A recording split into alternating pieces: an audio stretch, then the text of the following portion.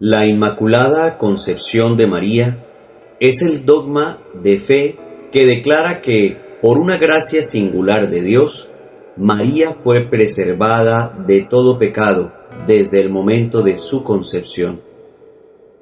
Esta doctrina es de origen apostólico, aunque el dogma fue proclamado por el Papa Pío IX el 8 de diciembre de 1854 en su Bula Ineffabilis Deus. Abro comillas.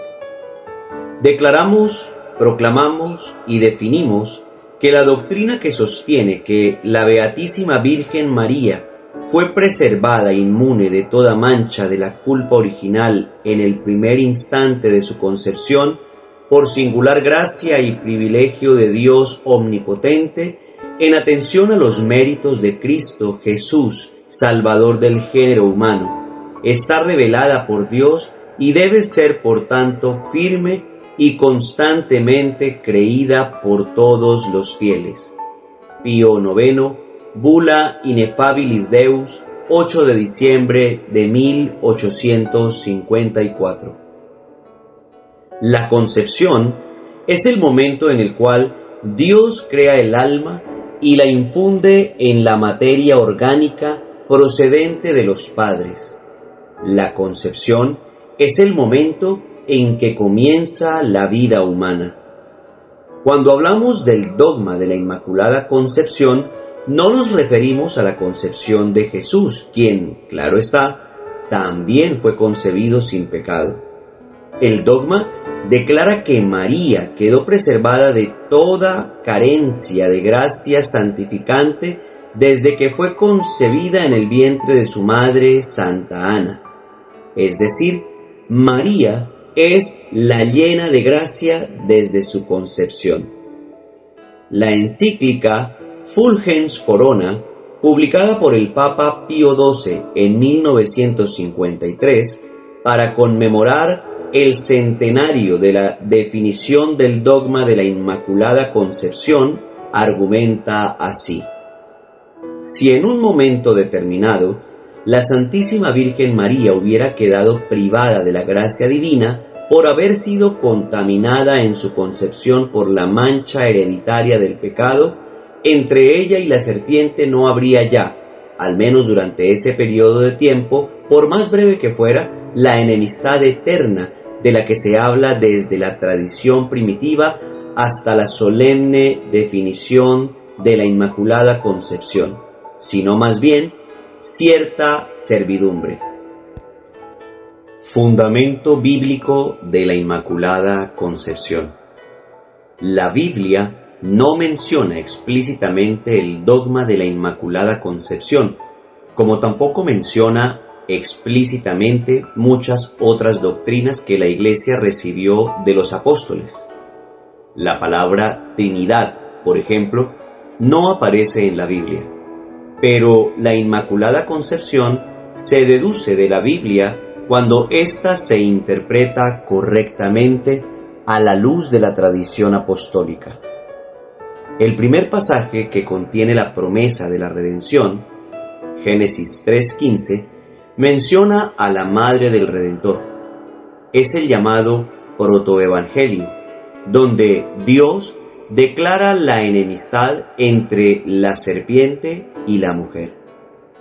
Cristo, la semilla de la mujer, María, aplastará la cabeza de la serpiente. Ella será exaltada a la gracia santificante que el hombre había perdido por el pecado. Solo el hecho de que María se mantuvo en estado de gracia puede explicar que continúe la enemistad entre ella y la serpiente. El protoevangelio, por lo tanto, contiene una promesa directa de que vendrá un Redentor. Junto a él se manifestará su obra maestra, la preservación perfecta de todo pecado de su madre virginal. En el Evangelio de Lucas, capítulo 1, versículo 28, el ángel Gabriel, enviado por Dios, le dice a la Santísima Virgen María: «Alégrate, llena de gracia, el Señor está contigo». Las palabras en español, llena de gracia, no hace justicia al texto griego original que es kecharitomene y significa una singular abundancia de gracia, un estado sobrenatural del alma en unión con Dios.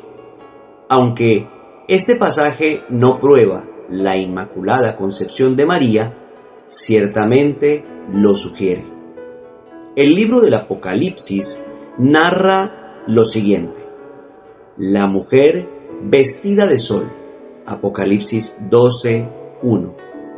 Ella representa la santidad de la Iglesia, que se realiza plenamente en la Santísima Virgen María, en virtud de una gracia singular. Ella es toda esplendor, porque no hay en ella mancha alguna de pecado. Lleva el reflejo del esplendor divino y aparece como signo grandioso de la relación esponsal de Dios con su pueblo. Los padres de la Iglesia y la Inmaculada.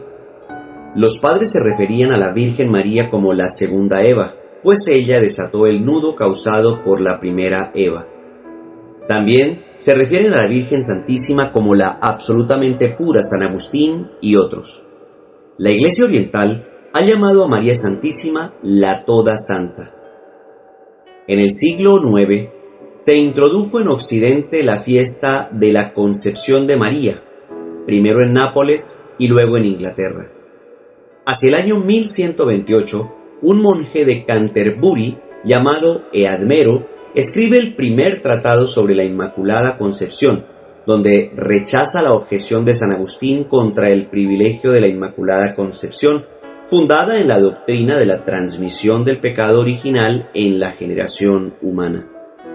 La castaña, escribe Eadmero, es concebida, alimentada y formada bajo las espinas, pero que a pesar de eso queda al resguardo de sus pinchazos. Incluso bajo las espinas de una generación que de por sí debería transmitir el pecado original, María permaneció libre de toda mancha por voluntad explícita de Dios, que lo pudo, evidentemente, y lo quiso. Así pues, si lo quiso, lo hizo. Los grandes teólogos del siglo XIII presentaban las mismas dificultades de San Agustín. La redención obrada por Cristo no sería universal si la condición de pecado no fuese común a todos los seres humanos. Si María no hubiera contraído la culpa original, no hubiera podido ser rescatada. En efecto, la redención consiste en librar a quien se encuentra en estado de pecado.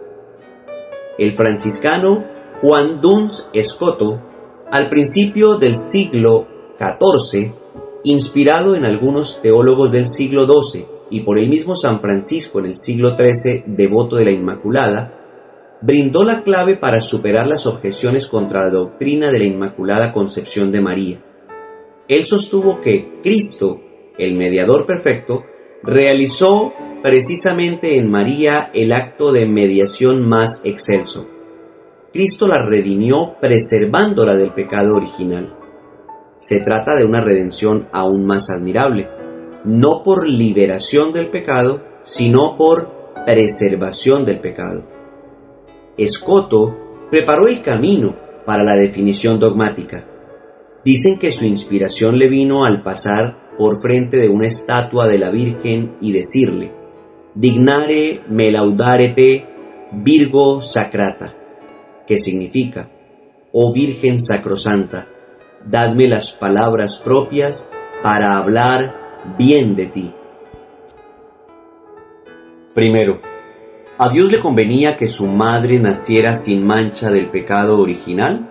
Sí, a Dios le convenía que su madre naciera sin ninguna mancha.